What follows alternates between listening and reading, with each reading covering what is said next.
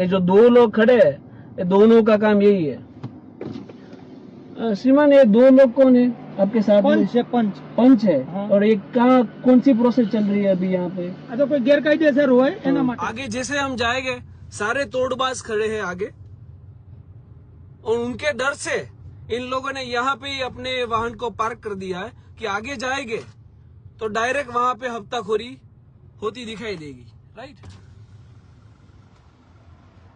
ए truck मालिक है आप सब, है ना? ए ट्रक क्यों रोके? वहां पे पकड़ रहे हैं आगे? ओके, चलिए।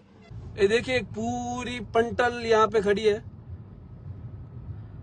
और ये इनका काम है सिर्फ और सिर्फ विदाउट यूनिफॉर्म में पुलिस के दल्ले खड़े रहते हैं, और ये लोग पुलिस के साथ में रह के ये हफ्ताखोरी चलाते हैं।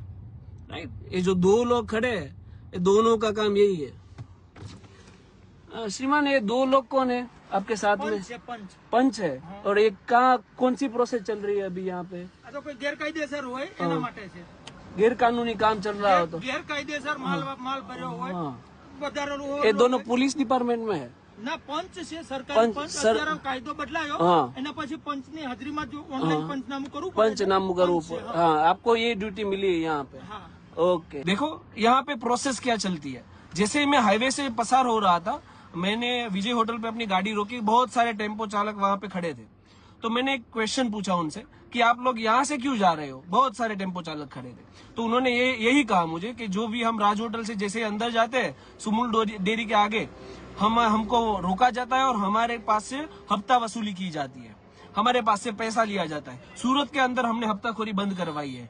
तो अभी एक नया सिस्टम इजाज किया है इन लोगों ने कि भाई जैसे ये मिनी हाईवे है वहां पे खड़े रहो, क्योंकि वहां पे लोगों का आना जाना कम रहता है, तो वहां से हफ्ताखोरी चलाई जाए। तो मेरी गृह मंत्री से यही निवेदन है कि आप बहुत अच्छे कामगिरी कर रहे हैं। जो भी ये जो गुनहगार है उनको चलने लायक आपने नहीं छोड़ा, लेकिन ये जो दोनों पैरों से चल के हाईवे ब्लॉक करके जो ये हफ्ताखोरी चलाते हैं ना, उनका भी कोई ट्रीटमेंट या इलाज किया जाए। और ये तो सब कहने सुनने की बात है, क्योंकि हमने इनको रंगे हाथ नहीं पकड़ा है। राइट। और जो दो लोग उनके साथ थे जो विदाउट यूनिफॉर्म में थे, वो पुलिस के दल्ले थे, पुलिस के दलाल, पुलिस के बिचौलिए थे, जिनका काम होता है अवैध वसूली करना। राइट। और इनका कुछ काम नहीं होता। अरे यहाँ આવવાની જરૂર એટલા માટે જ પડી ભાઈ। देखो, હું તો હાઈવે થી જતો હતો, ત્યાં ટેમ્પા વાળા રાજ હોટલ થી લાઈનમાં ઉભા છે બધા। બધાની સિમ્પલ એક જ ફરિયાદ હતી મને કે ભાઈ અહીંયા અમે સુમૂલ ડેરી થી આગળ જઈએ છીએ તો ત્યાં અમારા ટેમ્પો રોકાય છે અને અમારી પાસેથી પૈસા લેવાય છે। હું એવું નથી કહેતો કે તમે પૈસા લઈ રહ્યા છો, પણ આ ત્રાહિત વ્યક્તિઓને તમે સાથે રાખ્યા છે, તમે કહો છો કે પંચો છે। રાઈટ છે। અને તમે કહેતા છો તો સાચું જ હશે। રાઈટ। પણ અગેન લોકોને તકલીફ ના થાય એ રીતે પ્રોસેસ કરો તો કોઈ તકલીફ જ ના હોય, તો અમારે અહીંયા આવવું ના પડે। 100% લોકોને તકલીફ ના પડે તો પછી આપણે તો પછી આપણે અહીંયા કઈ આવવું જ ના પડે, તો પછી આ કોઈ પ્રશ્ન જ ના થાય। સમજાણું? અને મારે બે વજે અહીંયા ધક્કો જ ના થાય। રાઈટ। એટલે હું તમારી કામગીરી પર શંકા નથી કરતો, પણ મારે માત્ર એટલું જ કેવું છે કે જે જેન્યુઅન ટેમ્પા ચાલકો છે, જે ઓવરલોડમાં નથી ચાલતા અને કાયદેસર માલ લઈ જાય છે, તો એમને આરામથી જવા દો।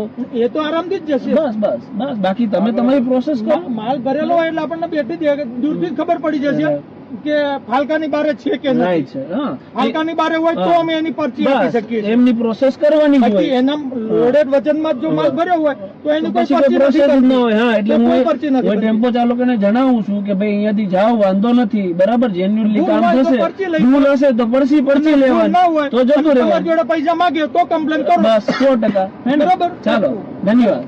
ચાલો ભાઈ, મળીએ।